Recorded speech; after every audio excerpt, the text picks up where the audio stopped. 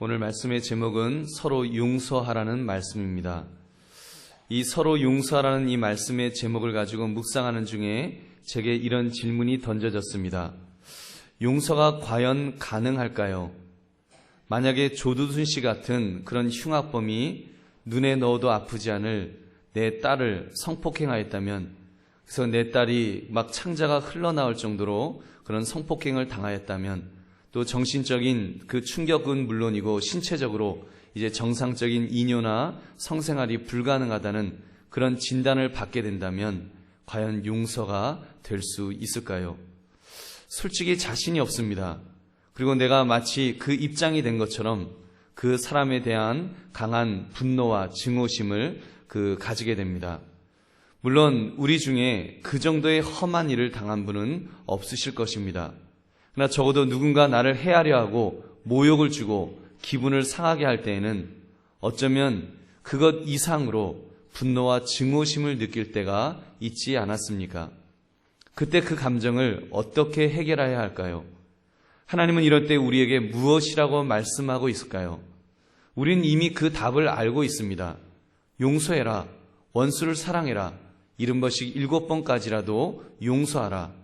우리는 이미 답을 다 알고 있지만 마음으로 순종할 수 없는 우리의 악함과 우리의 연약함이 있지 않습니까? 우리는 오늘 말씀을 통해 다시 한번 주의 말씀을 점검해 볼 수 있기를 바랍니다. 그러므로 서로 용서하라 하시는 주의 말씀에 우리가 조금 더 가까이 갈 수 있는 저와 여러분 되시기를 주님의 이름으로 축원합니다. 여러분, 첫 번째, 악한 감정들을 제거해야 합니다. 여러분들 중에는 나는 그런대로 다른 사람을 용서해 주는 사람이라고 생각하는 분들이 계실 것입니다. 나는 아무리 화가 나도 그 사람에게 주먹질을 하지는 않습니다. 어떤 경우에도 사람에게 욕설을 퍼붓는 그런 사람은 아닙니다. 그러므로 나는 나름대로 어느 정도는 용서해 주는 사람이 아니겠습니까? 이렇게 말씀하실 분도 계실 것입니다. 제가 평가를 해드린다면 잘하셨습니다. 그 정도 하기도 참 힘든 일인데 잘하셨다라고 제가 칭찬을 해드리겠습니다. 그러나 불꽃 같은 눈으로 보시는, 나를 보시는 하나님께서 평가하신다면 무엇이라고 말씀하실까요?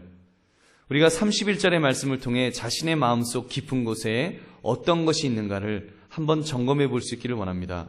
우리 31절 말씀 한번 같이 읽겠습니다. 너희는 모든 악독과 노함과 분냄과 떠드는 것과 비방하는 것을 모든 악의와 함께 버리고. 아멘. 여기 세 가지 버릴 것을 지시하고 있습니다. 첫째, 악독을 버려야 합니다. 둘째는 노함과 분냄입니다. 셋째는 떠드는 것과 비방하는 것입니다. 여러분, 첫째, 악독을 우리는 버려야 합니다. 악독을 다른 말로 하면 소리나지 않는 총이라고 말할 수 있을 것입니다. 우리는 서로 치고받고 싸우지는 않습니다. 그러나 감정과 혈기 그리고 말 때문에 시비와 다툼이 생기면 어떻게 합니까? 우리는 이 소리나지 않는 총으로 상대방을 향해서 감정적인 방아쇠를 당기고 있지 않습니까? 우리 그러잖아요. 겉으로 표현하진 않지만 속으로는 이 죽일 분 그러잖아요. 이 나쁜 분 이렇게 그러지 않습니까? 여러분, 우리가 이렇게 그 상대방에 대해서 악한 마음을 가집니다. 이 악독은 화해를 거부하는 성품을 말합니다. 두고두고 생각하는 악한 마음의 상태를 말합니다. 그래서 아예 상대방에 대하여 마음을 닫아버리고 용서하기를 이제 포기하는 것입니다. 그런 마음을 가지는 사람은 나름대로 이유를 말할 수 있을 것입니다. 그 사람이 얼마나 나쁜 사람인지 아십니까? 나에게 얼마나 험한 행동을 했는지 아십니까? 충분한 이유가 있을 것입니다. 그래서 난 도저히 용서할 수가 없습니다. 여러분, 우리 그 와신상담이라는 말이 있습니다. 섭에 누워 쓸개를 맛본다는 뜻입니다. 오나라 왕 부차가 아버지의 원수를 갚기 위해서 가시가 많은 섭 위에서 잠을 자면서 복수의 칼을 갈았습니다. 결국은 월나라 왕 구천을 굴복시켰다는 것입니다. 근데 이번에는 월나라 구천이 자기가 굴복당하고 나니까 분해서 못 사는 것입니다. 그래서 칼을 가는데 이제 집에다 쓸개를 걸어놨습니다. 그리고는 오며 가면서 그 쓸개를 한 번씩 이렇게 혀로 핥는 것입니다. 그러면서 쓴맛을 이렇게 느끼면서 그 복수심을 불태워서 마침내는 설욕했다는 그런 내용입니다. 여러분, 이 내용은 전혀 성경적이지 않고 반기독교적인 내용입니다. 그렇게 악한 마음, 독한 마음을 품고 사는 것, 아마도 역사에 드러나지 않아서 그렇지 아마도 그 월나라 왕 구천은 후에 하도 독을 품어서 이제 암에 걸려 돌아가시지 않았을까, 이렇게 생각해 봤습니다. 여러분, 만약에 하나님의 사람이 그런 악독한 마음을 품게 된다면 어떻게 되겠습니까? 서로 사랑해야 될 형제자매가 우리가 총을 겨누는 것입니다. 방아쇠를 당기는 것입니다. 그러면 어떻게 기도가 나오겠습니까? 어떻게 함께 예배를 드릴 수 있겠습니까?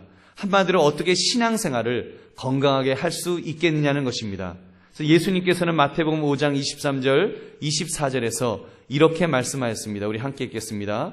그러므로 예물을 제단에 드리려다가 거기서 내 형제에게 원망 들을 만한 일이 있는 것이 생각나거든 예물을 제단 앞에 두고 먼저 가서 형제와 화목하고 그 후에 와서 예물을 드리라. 아멘. 그러므로 여러분, 먼저 화목하고 먼저 악독한 마음을 내려놓을 수 있는 저와 여러분 되시기를 주님의 이름으로 축원합니다. 두 번째는 노함과 분냄입니다. 노함이란 순간순간 나타나는 혈기입니다. 어떤 분은 작은 일에도 화를 벌컥벌컥 냅니다. 그리고는 나는 뒤끝은 없어라고 말하는 분도 있습니다. 그것은 잘못된 것입니다. 성경은 그것이 악한 습관이라고 말씀합니다. 또 하나는 분냄입니다. 이 분냄이란 감정과 혈기를 오래오래 발산하는 행위를 말합니다. 한마디로 한번 화를 내면 뿌리를 뽑는 사람이 있습니다. 여러분 중에 혹시 이 분냄을 마치 껌 씹듯이 하시는 분은 안 계시는지요? 여러분, 낮에 그냥 그 분내는 그 마음을 질근질근 씹습니다. 그러다 밤에 잘 때가 되면은 이제 그거를 벽에다 붙여놓고 잠이 듭니다. 아침에 일어나자마자 그거 먼저 떼어서 또다시 그 분내는 마음을 질근질근 씹고 있는, 여러분, 그런 모습은 없는지요? 한번 화를 내면 며칠 몇 날을 말을 안 하는 사람이 있습니다. 밥을 안 먹는 사람이 있습니다. 실컷 그래서 화를 내고 상대방의 진을 뺄 대로 다 빼고서 복수할 만큼 한 후에 용서해 주는 척합니다. 여러분, 그것이 무슨 용서입니까? 저도 부끄럽게도 저도 간혹 화를 낼 때가 있습니다. 한 몇 달 전에 아이들이 교회 마당에서 놀고 있는데 빈 소주병을 이제 저 길가로 이렇게 휙휙 던지는 것을 이렇게 적발했습니다. 제가 그게 너무 위험해서 그래서 아주 따끔하게 혼내키겠다는 마음으로 아주 화를 냈습니다. 얼마나 화를 냈으면 제가 아이들 보는 데서 그 소주병을 확 하고 던졌습니다. 퍽 하고 깨졌습니다. 애들이 깜짝 놀랐지요. 저거 보라고. 니네 저거 소주병 저렇게 던지면 사람 맞으면 저거 어떻게 되는 줄 아느냐고 막 혼을 내켰습니다. 아이의 그 겁에 질린 눈빛이 지금도 생각납니다. 얼마나 참 미안하던지요. 여러분, 그러고 나서 마음이 참 아팠습니다. 지금도 그 눈빛이 생각나서 그 아이가 제가 목사인 줄 알았을 텐데 라는 생각을 하니까 너무 미안한 마음이 참 듭니다. 여러분, 그러니까 기도도 잘 안 되고요. 찬송도 잘 안 나오고 이렇게 마음의 평안이 없어지는 것입니다. 여러분, 그러므로 노함과 분냄 우리가 절제해야 할 줄로 믿습니다. 세 번째는 떠드는 것과 비방하는 것입니다. 우리가 상대방을 주먹으로 싸우지는 않지만 얼마나 많이 우리가 입으로 떠들어댑니까? 내가 미운 사람, 내가 용서해 줄 수 없는 사람이 있으면 우리는 이야기하고 싶습니다. 그 사람의 조그만 약점만 잡혀도 이제 동네방네 말하고 싶어서 막 견디질 못합니다. 29절을 읽어보면 더러운 말은 너희 입 밖에도 내지 말라는 말씀이 나옵니다. 이 말은 단순히 음담패설의 의미만 있는 것이 아닙니다. 더 나아가서는 덕을 세우는데 소용되는 말이 아니라 상대방의 흠집을 내려는 목적의 말을 하는 것, 그것을 의미합니다. 여러분, 이런 말은 주로 세련된 사람들이 많이 하는 경향이 있습니다. 우리 거친 분들은 차라리 앞에서 대놓고 한번 막 퍼부어대고 그러고 맙니다. 그런데 어떤 사람들은 대화 내용이 얼마나 세련된지 모릅니다. 세련은 되었지만 그 내용을 보면 아주 교묘하게 섬뜩함이 있습니다. 어떻게 해서라도 상대방을 끌어내리고 흠집을 내기 위해서 교묘한 말로 궁지에 몰아넣으려는 그런 모습도 있다는 것입니다. 예를 들면 평소에 아무개에게 악한 감정을 가지고 있다고 해보십시오. 어느 날 그 집 아들이 집을 나갔습니다. 그러면 여러분, 보통 그런 사람들 어떻게 표현합니까? 동네방네 다니면서, 글쎄, 아무개 집 아들이 집을 나갔대, 으아하하, 그러면서 이렇게 대놓고 원초적으로 욕할 사람은 별로 없을 것입니다. 근데 여러분, 우리가 어떻게 합니까? 아주 심각한 표정으로 이야기합니다. 만나는 사람마다. 아무개 집을 위해서 기도해야 돼요. 왜요? 그 집 아들이 집을 나갔대요. 여러분, 그 속에 정말 기도해주고 싶은 마음이 아니라 그 집 아들 집 나갔다는 건 막 이야기해주고 싶어서 어쩔 줄 모르는데 그걸 교묘하게 우리가 포장해서 이야기하는 그런 모습은 우리에게 없는지요? 여러분, 솔직히 우리에게도 그런 놀부심보가 있지 않습니까? 내가 싫어하는 사람, 미워하는 사람이 잘 안 되었을 때 얼마나 기쁨이 충만해서 우리는 떠들고 싶어 합니까? 그러므로 내가 미워하는 사람에 대해 떠들고 비방하는 것을 내가 이제는 멈추겠다고 하는 그런 결단하시는 저와 여러분 되시기를 주님의 이름으로 축원합니다. 두 번째는 친절하게 그리고 불쌍히 여기는 마음을 가져야 합니다. 첫째는 친절해야 합니다. 여러분, 에베소서 4장 32절을 보면 서로 친절하게 하며라는 말씀이 나옵니다.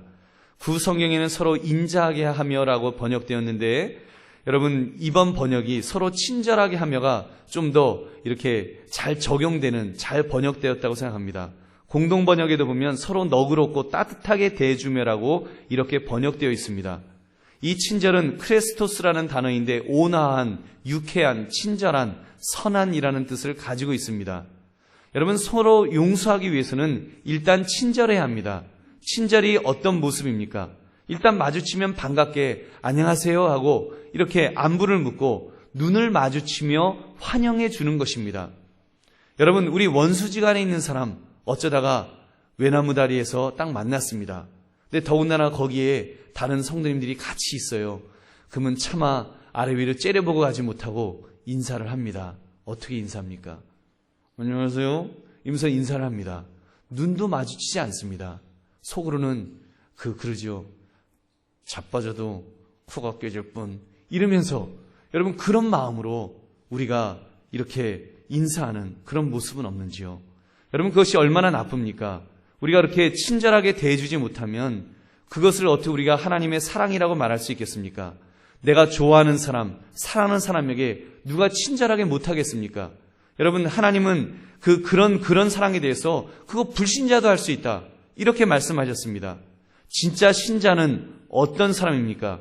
주의 말씀에 순종하는 사람입니다. 그래서 내가 용서해 줄 수 없는 사람, 원수 같은 사람, 이가 부드득 갈리는 사람, 그 사람에게 진심으로 친절하게 대해주는 사람인 줄로 믿습니다. 여러분, 우리가 만약에 찬바람을 쌩 불게 그 사람을 대하면 어떻게 되겠습니까? 악순환이 생깁니다. 아니, 저 사람이 나에게 이렇게 아주 악한 마음을 가져?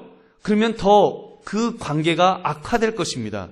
예수 믿는 사람은 그러므로 여러분 좀 바보 같아야 합니다. 좀 바보 같아야 돼요. 좀 모자란 듯 해야 합니다. 그것이 예수 믿는 사람의 모습입니다. 내가 용서하기 힘든 사람을 만나더라도 여러분 한번 이렇게 해야 됩니다. 이히히? 그러면서 안녕하세요? 하고 인사하는 것입니다. 여러분, 안 되지요. 잘 안 됩니다.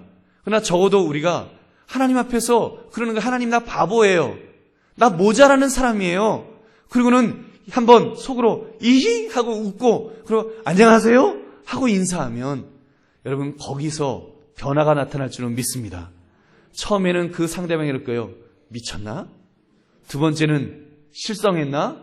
세 번째는 돌았나? 그러다가 마지막에는요, 그 진심이 느껴지는 것입니다. 상대방도 미안해지는 거예요. 한두 번 했다고 포기하는 것이 아니라 계속 할 때 그때 상대방이 미안해져서 이제 안녕하세요 하고 인사하면 그때는 네 하면서 상대방도 그때는 꼬리를 내리는 것입니다. 그 속에서 회복이 일어날 줄은 믿습니다. 그 속에서 진정한 용서가 여러분 일어날 줄은 믿습니다. 그래서 여러분, 우리 옆에 사람이 거의 아예 당신 어떻게 그것도 기억 못해? 라고 할 정도로 여러분, 우리가 그렇게 잊어버려야 됩니다. 적어도 예수 믿는 사람들은 거의 기억이 안 나는 사람처럼. 그래서 제일 바람직하기는 원수에 대한 기억은 없어지는 그런 것이 제일 좋습니다. 여러분, 우리 중에 원수에 대한 기억력만 떨어지는 은사를 받으시기를 주님의 이름으로 축원합니다.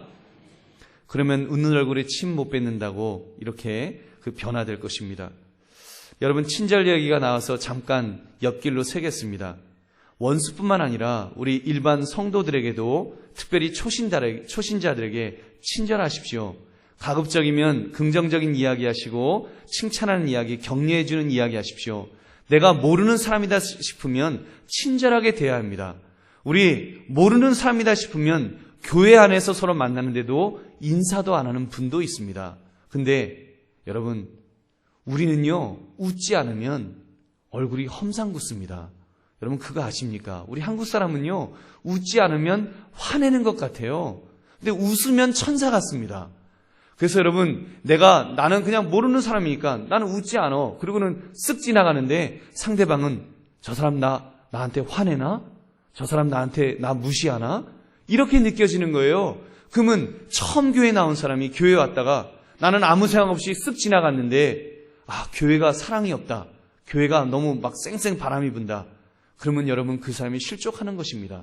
만약 그 사람이 실족하면 여러분, 하나님께서는 그 책임을 우리에게 물으실 것입니다.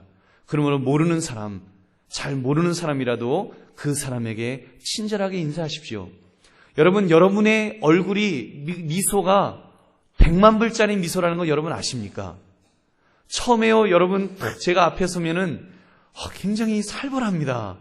굉장히 살벌한데 여러분 서로 인사하십시오 하면요, 그때는 100만 불짜리, 요즘 100만 불 갖고 안 돼요. 1000만 불짜리 그런 미소를 띠는데 천사 같습니다. 여러분 믿으십니까? 한번 옆에 분에게 인사하겠습니다. 100만 불짜리 미소를 갖고 계시군요. 1000만 불짜리 미소를 갖고 계시군요. 여러분, 1000만 불짜리 미소입니다. 이거 농담 아니고요, 입에 발린 소리 아닙니다. 얼마나 아름다운지 모릅니다. 우리가 이런 아름다운 이 미소를 가지고, 하나님이 주신 이 미소를 가지고 우리 새로운 분들에게도 친절하게, 또 심지어 왼수에게까지도 우리 친절하게 웃고 인사할 수 있는 저와 여러분 되시기를 주님의 이름으로 축원합니다. 또 하나는 불쌍히 여겨야 합니다. 우리 모두는 예수 안에서 한 몸 된 형제 자매입니다. 즉 지체의식이 분명히 있어야 합니다. 탈무드에 이런 이야기가 있다고 합니다. 몸이 붙은 쌍둥이가, 몸이 한 몸에 두 머리가 붙은 그런 기형 쌍둥이가 있을 때 그 몸이 한 몸인지 다른 몸인지를 구별하는 법이 있다는 것입니다. 그 방법은 뜨거운 물을 한쪽 머리에 붓는 것입니다. 그래서 다른 한쪽 머리가 뜨거워 하면은 한 몸이고, 그냥 멀뚱멀뚱 보면서 희죽희죽 웃고 있으면 다른 몸이다, 이렇게 구별한다는 것입니다. 그렇습니다. 우리는 그리스도 안에서 한 몸이라고 성경은 말씀합니다. 그렇다면 만약에 다른 지체가 나에 대해서 분노하게 만들고 나를 원수같이 만드는 그런 행동을 했다면 여러분, 우리는 어떤 마음을 가져야 될까요? 만약에 우리 가족 중에, 우리 형제 중에, 자매 중에 큰 죄를 지었다면, 끔찍한 죄를 지었다면 여러분, 우리 안타까워하지 않겠습니까? 그래서 그 사람이 감옥에 갔다면 안타까워하지 않겠습니까? 그렇다면 나에 대하여 아주 험한 행동을 한 그 사람의 마음이라고 편할까요?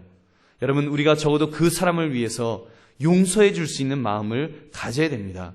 그 사람에게 용서할 수 없는 그런 마음이 있다면 그 잘못은 그 사람이 한 것이겠죠. 그 사람이 잘못했다면 하나님께서 그 사람에게 책임을 묻지 않으시겠습니까? 그럼 불쌍하잖아요. 아버지 앞에 얼마나 혼날까요? 우리가 그 사람을 용서해 주는 마음으로 우리가 가질 때 여러분, 그때 회복이 일어날 줄은 믿습니다. 여러분, 우리가 그러므로 주의 자비하심을 실천하며 살아갈 수 있는 저와 여러분 되시기를 주님의 이름으로 축원합니다. 세 번째, 하나님의 사랑으로 그러므로 용서해 주어야 합니다. 하나님의 사랑으로 용서해 줘야 합니다. 이렇게 말씀을 드리지만 그래도 용서할 수 없다는 분들이 계실 것입니다. 목사님 모르셔서 그런 말씀하십니다. 안 됩니다. 못 용서합니다. 어림없습니다. 내가 그 사람에게 어떻게 당했는지 몰라서 하시는 말씀입니다. 서두에서도 제가 잠깐 말씀을 드렸습니다. 만약 내게 사랑하는 8살짜리 딸이 있는데 조두순 같은 사람에게 그런 성폭행을 당했다면 과연 용서해 줄 수 있을까요? 솔직히 자신이 없다 그랬습니다. 오히려 죽을 때까지 저주하는 것이 오히려 더 인간적이지 않겠습니까? 그런데도 하나님은 그를 미워하라고 말씀하지 않으실 것입니다. 왜 그렇습니까? 왜 하나님은 오히려 용서하라고 말씀하실까요? 그것은 우리 자신을 위해서 하나님이 우리들을 사랑하시기 때문에, 바로 여러분 한 분 한 분을 사랑하시기 때문에 용서하라고 말씀하시는 줄로 믿습니다. 여러분, 용서가 무엇입니까? 히브리서 8장 12절 우리 한번 읽어볼까요? 히브리서 8장 12절 내가 그들의 불의를 긍휼히 여기고 그들의 죄를 다시 기억하지 아니하리라 하셨느니라. 여러분, 이 말씀 하나님께서 내가 기억하지 아니하리라. 여러분, 진짜로 아무것도 기억을 못하실까요? 아닙니다. 하나님께서, 전지하신 하나님께서 어떻게 기억을 못하시겠습니까? 그러나 더 이상 이제 적대감으로 대하지 않으시겠다는 말씀입니다. 그 죄로 인해서 우리를 적대하는 마음으로 대하지 않으시겠다고 말씀하십니다. 그것이 용서입니다. 그런 끔찍한 일을 당했을 때 적대감을 계속 가지고 있으면 어떻게 되겠습니까? 나만 망가지게 됩니다. 그 적대감을 가지고 와신 상담한다고 그 그거를 질근질근 씹으면서 또 가시 위에 누워서 있으면서 내가 복수할 거야. 이 마음을 가지면 여러분, 누가 상하겠냐는 것입니다. 여러분, 내가 범한 악한 일들을 기억하지만 그것을 적대감으로 대하지 않도록 우리의 마음을 바꿔야 합니다. 그때 회복이 있습니다. 그거 가지고 있으면, 쓴뿌리 가지고 있으면 나만 상하는 것입니다. 그 마음 가지고 있으면 여러분, 그 독이 나와서 내 육신을 해칩니다. 마음만 해치는 것이 아니라 육신까지도 해치는 것입니다. 내가 망하는 것입니다. 그러므로 그렇게 되지 않기 위해서 하나님은 용서하라는 것입니다. 용서해서 그거를 잊어버릴 수는 없겠지만, 그러나 적어도 그것에 대해서 적대감으로 대하지 않으면 서서히 고통이 사라질 것입니다. 쓰라림도 사라지게 될 것입니다. 그러면서 회복이 일어날 것입니다. 하나님의 은혜 속에서 내가 회복되는 역사를 체험하게 될 줄로 믿습니다. 그래도 하나님, 그 사람은 도저히 안 됩니다. 용서할 가치가 없는 사람인데 어떻게 용서합니까? 우리가 그렇게 말할 수 있습니다. 정말 내 딸이 그런 일을 당했다면 용서가 안 되겠지요. 지금도 제 마음 깊은 곳에 만약 그런 일을 당한다면 그래도 내가 어떻게 용서해? 그 마음이 솔직하게 있습니다. 그러나 여러분, 그래도 용서하라고 하나님은 말씀하십니다. 사랑하는 성도님들, 혹시 여러분들 중에 어려서 성폭행을 당했거나 정말 분한 일을 당한 분은 안 계십니까? 내가 그게 상처가 되어서 내 마음에 쓴뿌리가 되어서 내가 그거는 죽을 때까지 내 눈에 흙이 들어가기 전에는 용서할 수 없다. 혹시 그런 사건은 여러분이 안 갖고 계시는지요? 여러분, 그런 것이 있다고 할지라도 하나님은 말씀하십니다. 그래도 용서하라는 것입니다. 여러분, 아마 제가 이 말씀을 드리니까 그거 교과서적인 이야기 아닙니까? 그렇게 말씀하실지 모르겠습니다. 맞습니다. 교과서적인 이야기입니다. 하나님의 말씀 성경이기 때문에 저는 여러분에게 이렇게 교과서적으로, 마치 윤리적으로 여러분에게 전할 뿐입니다. 그러나 이 기록되어진 이 말씀이 그냥 쓰여진 윤리서입니까? 착하게 살으라고 쓰여진 그냥 윤리서적, 도덕서적이냐는 것입니다. 여러분, 아닙니다. 이 성경은 하나님께서 육필로 쓰신, 하나님께서 직접 체험하시면서 쓰신 살아있는 고백이요 간증인 줄로 믿습니다. 우리 32절 말씀 함께 읽겠습니다. 시작. 서로 친절하게 하며 불쌍히 여기며 서로 용서하기를 하나님이 그리스도 안에서 너희를 용서하심과 같이 하라. 아멘. 그리스도 안에서 너희를 용서하심과 같이 그렇게 하라는 것입니다. 하나님께서 이렇게 말씀하십니다. 내가 너희를 어떻게 용서하였는지 아느냐? 피조물인 너희를 위하여 나는 나의 아들을 보내었다. 죄 없이 깨끗한 내 아들, 점도 티도 없는 내 아들 예수 그리스도를 보내었다. 그가 너희의 죄를 짊어지도록 그 수많은 모욕을 당하고 살이 찢기고 피를 다 쏟도록 손과 발에 대못이 박히는 것을 보며 너희를 용서해 주었다. 그것도 너희가 나에게 용서를 먼저 빈 것도 아니고 나를 대적하고 있었는데도 나는 너희를 용서해 주었다. 나는 내 아들이 그 길을 가는 것을 뻔히 알면서도 멋모르고 당한 십자가도 아니고 내가 다 알면서 그 길로 내 아들의 등을 밀었다. 내가 차마 볼 수 없어서 고개를 돌렸을 때 내 아들이 엘리 엘리 라마 사박다니 나의 하나님 나의 하나님 어찌하여 나를 버리시나이까요.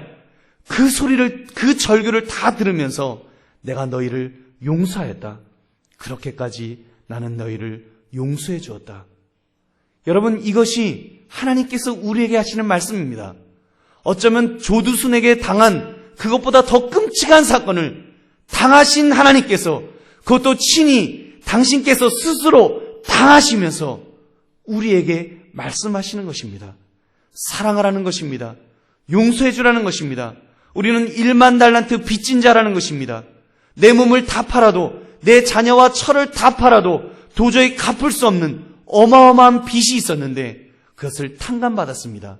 하나님의 아들값을 치루어서 피값을 치루어서 그 사랑, 그 용서를 받은 것입니다.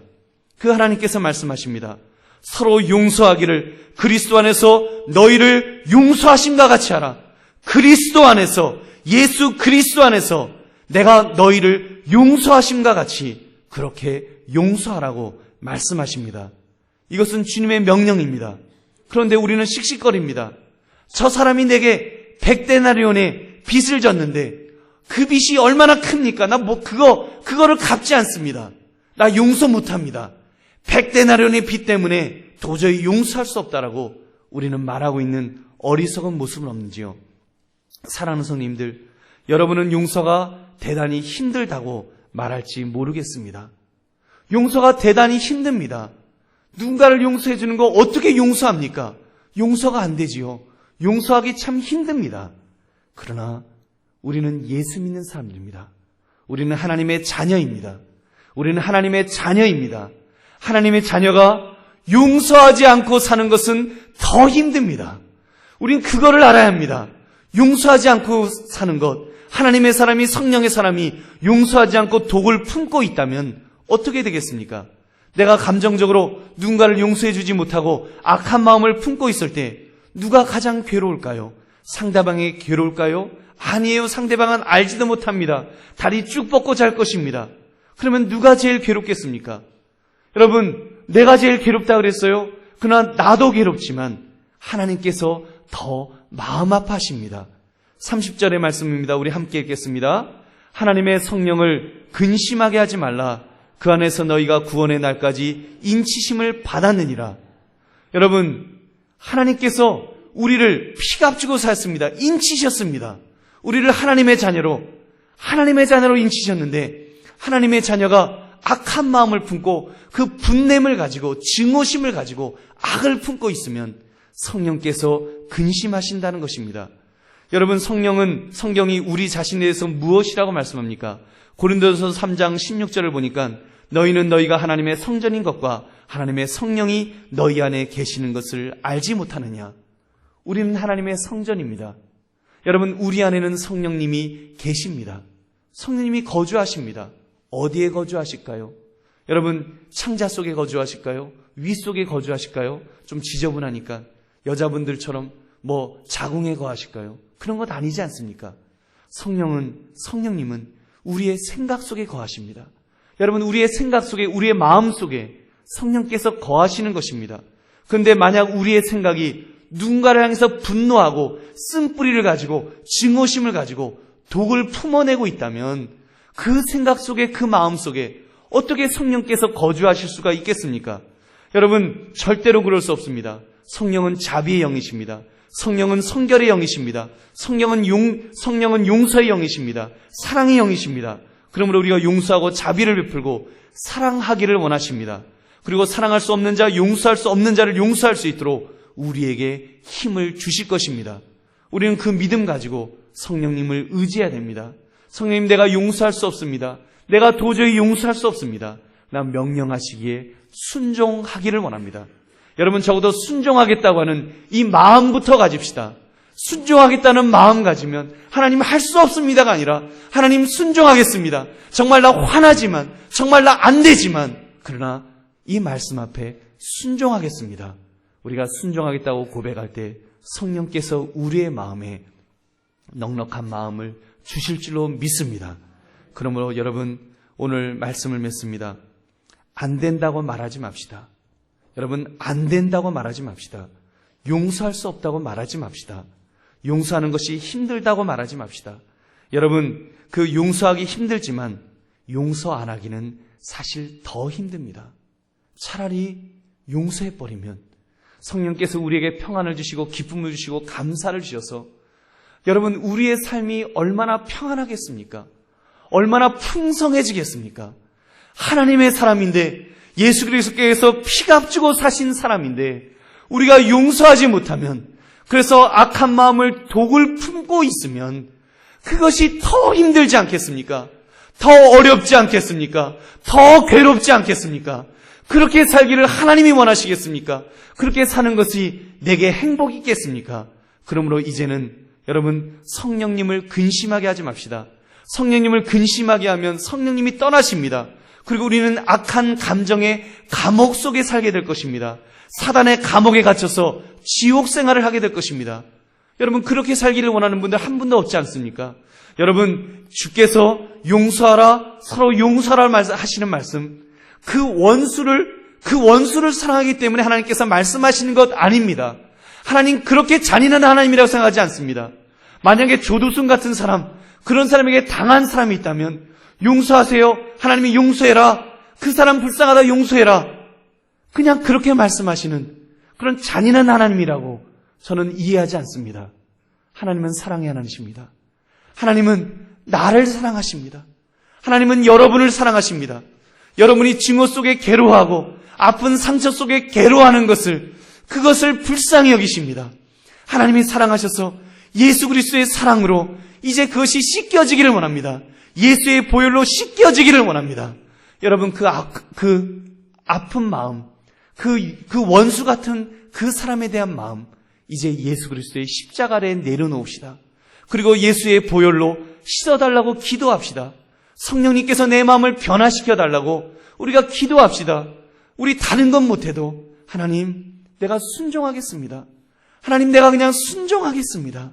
나 용서할 수 없지만 그러나 주께서 명령하시기 때문에 순종하겠습니다. 그래서 이제 친절하게 웃어라도 보겠습니다.